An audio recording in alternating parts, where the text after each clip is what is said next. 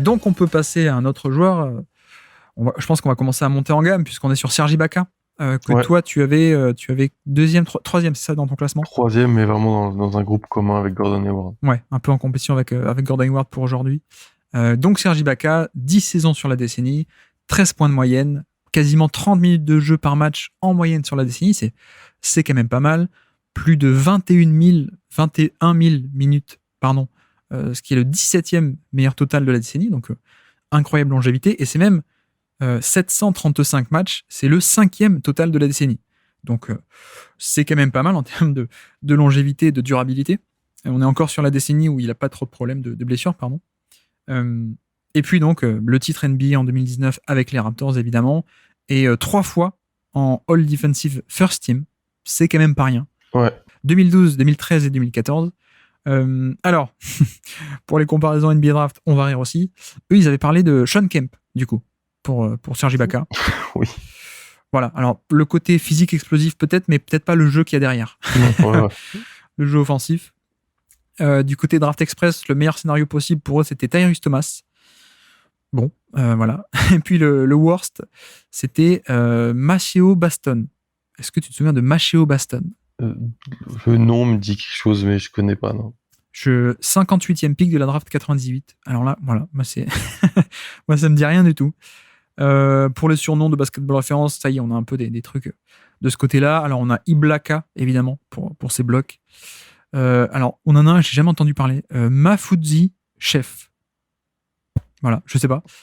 C'est peut-être parce qu'il fait des émissions de cuisine sur YouTube. Ouais, peut-être, effectivement. Et puis après, on a Air Congo, un peu plus classique, ça on connaît un peu plus, ouais. Au niveau du parcours, alors en début de décennie, il a 21 ans, même si on connaît les blagues à son sujet, Ouais. tu as sans doute dû les entendre aussi. Est-ce que vraiment il a 21 ans, vu qu'on voit aussi que la fin de carrière plus abrupte qu'on aurait pu penser à son âge, mais bref. 21 ans en début de décennie, donc, draft 2008, mais il fait un an en Espagne avant de rejoindre la NBA. Donc 2011, notre première année de la décennie, il n'est que sophomore NBA, mais un excellent sophomore qui est déjà titulaire à plus de 27 minutes par match, et qui est titulaire dans une équipe finaliste de conférence, où finalement OKC perdra contre Dallas. 2012, un peu pareil, un final NBA titulaire indiscutable. 2013, pareil, sauf que sur le plan collectif, il y a la blessure de Westbrook au premier tour des playoffs, et donc au final, OKC ne passera pas le deuxième tour contre Memphis. Ouais. 2014, très très bon, mais OKC tombe contre les Beautiful Spurs de Parker, Boris Dio, Ginobili, etc., etc. 2015, pas de playoff pour OKC, mais lui est toujours à plus de 33 minutes par match. Hein. Lui est toujours très constant, il n'y a pas de problème là-dessus. Mais pas de playoff parce que blessure de Kevin Durant, notamment. 2016, il y a la résurgence de OKC, du coup, qui fait finale de conférence contre les Warriors avec la fameuse série où ils mènent 3-1, mais finalement ils perdent. Et lui est toujours pareil, 32 minutes par match, titulaire indiscutable, etc., etc. Et puis intersaison 2016, pour le coup, il est échangé du côté d'Orlando. Alors je sais plus trop pourquoi, mais je crois qu'il voulait plus de responsabilités offensives, notamment. Ouais, puis il doit être l'échange contre Victor Oladipo. C'est ça, ouais. Contre Oladipo, contre Sabonis, qui venait d'être drafté 2 semaines avant. Et Ilyasova, d'ailleurs aussi, il est toujours là, comme tu dis. Ilyasova qui rééchange même pas les 3 mois après contre Jeremy Grant. Ok, oui. si. Oui. Tout le temps échangé, Ilyasova. Mais tu dis ça, mais même Orlando, puisque donc au mois de juin, il trade pour Serge Ibaka, mais quelques mois plus tard, le 14 février 2017, il est rééchangé aux Raptors, du coup. Contre Terence Ross, ouais. Terence Ross, c'est un tour de draft, effectivement. Et puis du côté des Raptors, la première année, playoff a éliminé Toronto, évidemment, contre Cleveland. Et puis 2018 également. Lui, encore une fois, hein, comme d'habitude, 25 minutes par match, titulaire, etc., etc. 2019, on connaît, c'est le titre avec l'arrivée de Marc Gasol en cours d'année. Et même en 2020, pour l'année de la bulle, Toronto est éliminé en demi-finale de conférence contre Boston, mais lui est toujours bon, et même toujours meilleur pour le coup que Marc Gasol, qui commence un peu à être cramé en 2020 sur la bulle. Totalement. Alors que lui, encore, je trouve, très très haut niveau. Ouais. Donc voilà un peu pour sa riche carrière, son riche parcours sur cette décennie.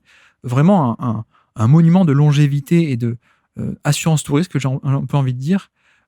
Mais voilà, c'est vrai que au-delà de la blague sur son âge qu'on a connu depuis même depuis sa draft, hein, les blagues ou en tout cas les rumeurs sur son âge, ce qu'on peut dire quand même, c'est qu'en fait, dès qu'il arrive en NBA et dès le début de notre décennie, c'est quelqu'un qui est très fort d'entrée, quoi.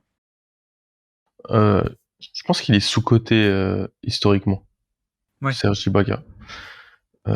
Et en plus, alors je sais qu'il faut pas parler de ça, mais s'il avait pas autant joué à côté de Kendrick Perkins, Ouais. je pense que l'image qu'on aurait et sa carrière serait encore meilleure. Parce que pour avoir été revoir des matchs d'OKC de cette période-là, quand tu m'as dit qu'on parlerait de Serge Ibaka, le spacing est à un niveau historiquement mauvais, quoi.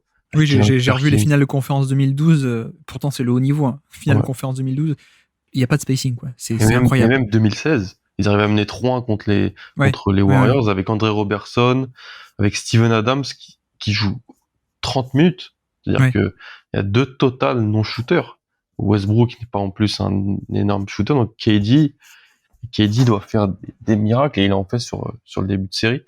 Et Serge Ibaka, d'ailleurs souvent c'est ce qu'on disait, j'avais l'impression, moi quand j'étais plus petit on disait Serge Ibaka il a changé son jeu, c'est devenu un stretch. Et c'est vrai qu'en fait il y a un tournant en fait. Il y a un tournant à partir de 2014 où il passe de moins de une tentative à 3 points par match à 3. Et ensuite ça devient un joueur qui avait vraiment une bonne arme sur le tir extérieur parce qu'il est à 36% à 3 points sur la décennie. Ce qui pour un joueur de sa taille est vraiment vraiment bien. Donc faut se souvenir aussi par rapport au shoot, juste je rajoute que avant qu'il ait le 3 points, il avait déjà le mi-distance. Et quand on se remet dans le contexte d'époque, c'était déjà le spacing d'époque, quoi. Donc, c'est ça, du pick and pop à mi-distance, ouais. C'est ça, ouais. Donc presque toute la décennie, il a apporté le spacing que les autres pivots d'OKC ne pouvaient pas faire, quoi. C'est ça, totalement pour ça qu'il était super important, pour ça qu'il terminait les matchs comme pivot souvent dans le début de décennie à OKC. Et puis la protection de cercle. Enfin, la protection de cercle de Serge Ibaka. Alors, les blocs sont une stat qui est assez limite, mais il est aux alentours de 10% de compte sur une ou deux saisons. Il est plusieurs fois meilleur contre NBA. Il avait cette capacité à pouvoir switch par moment sur des joueurs un petit peu plus petits. Donc, le front de courte KD, Ibaka était vraiment ce qui permettait à la défense d'OKC. On parlait beaucoup de Robertson, on parlait beaucoup d'autres choses, mais pour moi, ce duo-là permettait vraiment d'être super efficace dans une conférence Ouest qui était ultra dense en plus. Et c'est marrant que tu dis ça parce que j'avais un peu la même idée dans le sens où presque on a oublié à quel point cette défense de OKC, enfin OKC était une équipe avant tout défensive. Et comme tu dis, on parle beaucoup d'autres joueurs et on oublie peut-être à quel point en fait Ibaka était le meilleur défenseur, quoi. Ouais. Qui avait le plus de valeur parce que protection du panier et tout simplement le meilleur défenseur. Mais enfin voilà, je dis n'importe quoi, mais Utah actuellement, ou en tout cas sur les 5 dernières saisons, tout le monde sait que Rudy Gobert était le meilleur défenseur de cette équipe. J'ai l'impression qu'avec OKC, on s'était moins médiatisé, c'était moins mis en avant le fait que c'était une équipe défensive et que son meilleur défenseur c'était Serge Ibaka. C'est moins resté dans les mémoires peut-être. Et pour moi, il y a beaucoup de valeurs que je vais tirer de ça et je vais le valoriser. Être le meilleur défenseur ou le plus important d'une équipe qui était avant tout une équipe défensive, pour moi, ça a beaucoup de valeur parce que c'était une équipe défensive qui ensuite avait 2 superstars pour créer de l'attaque presque un peu malgré le mauvais coaching de Scott Brooks, quoi, presque.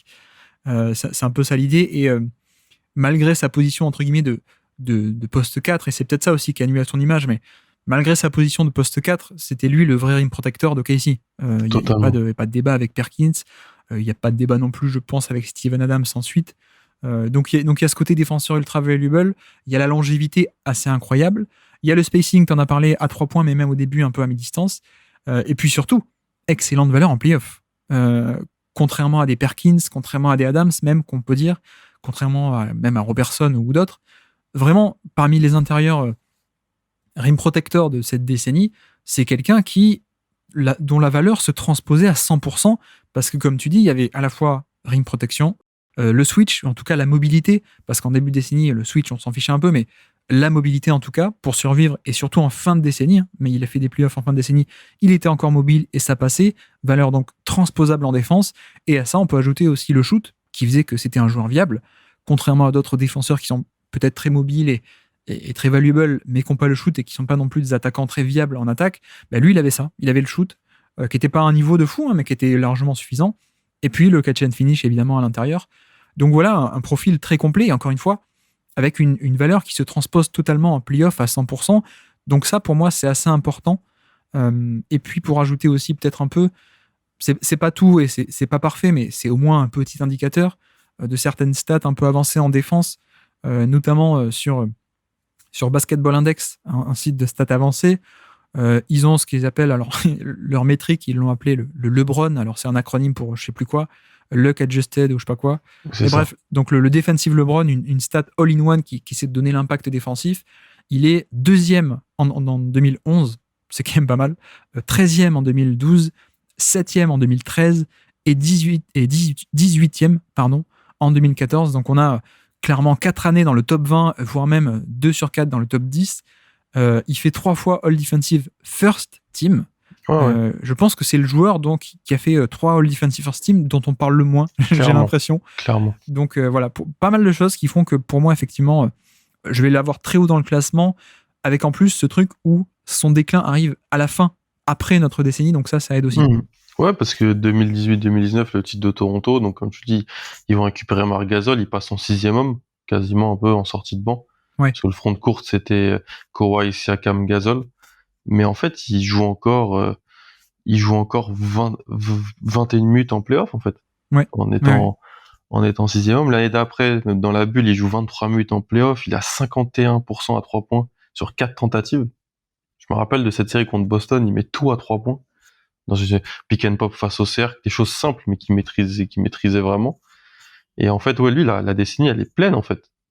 Ces 10 années, le bloc de 10 années, il est vraiment très positif.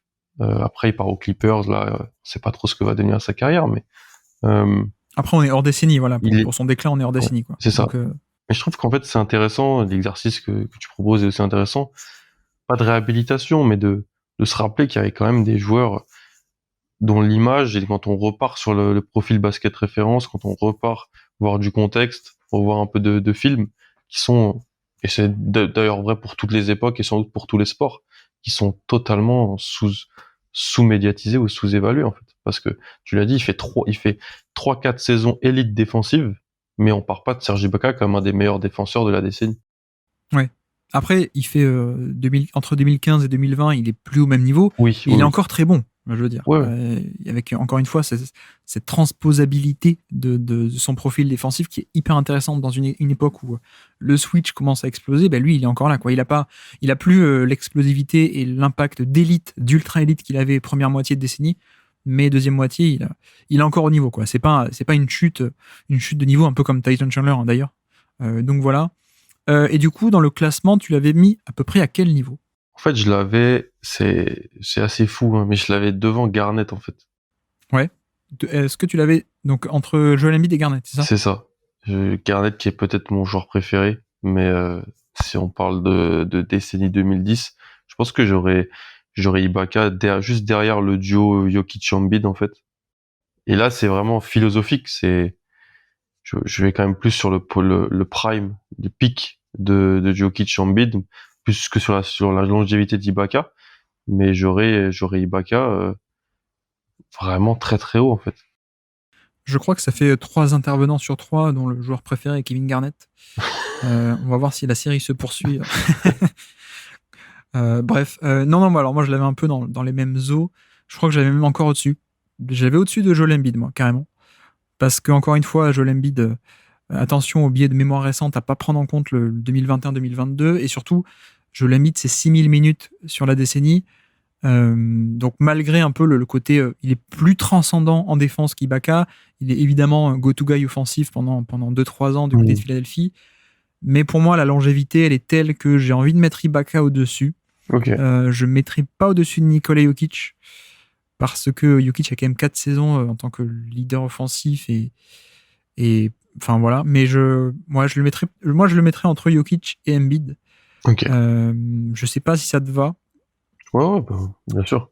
Ou est-ce que c'est pas y a rien de choquant là-dedans. Encore une fois, Joel Embiid est un joueur d'un tiers de la décennie en réalité. Ouais. Et même Jokic, c'est une moitié, quoi. C'est une moitié transcendante. Mais Jokic, c'est la moitié. Pour moi, Embiid, c'est un tiers. Ouais, c'est ça. Ouais. Donc, c'est un peu l'argument. Ouais. Et bah, pour Kevin Garnett aussi, hein, c'est. Exactement. Garnett, il a 2-3 saisons de très haut niveau, mais malheureusement, ça chute très très bas assez vite, quoi, finalement. Ouais. Donc, on va le mettre là, du coup, après Nikola Jokic. Donc, ça serait pour l'instant 1, 2, 3, 4, 5e pour l'instant. Mais je pense qu'on va peut-être insérer quelqu'un d'autre plus tard. Et donc, on finit rapidement sur un mini quiz. Alors, pour le coup, c'est un quiz. Nous sommes qui est sur le terrain. Donc, tu vas me citer des joueurs qui sont sur le terrain. Okay. Nous sommes le 17 décembre 2014. C'est un poster dunk de Rudy sur notre ami Serge Ibaka. Okay. Pour le coup, c'est pas dans le bon sens pour lui cette fois.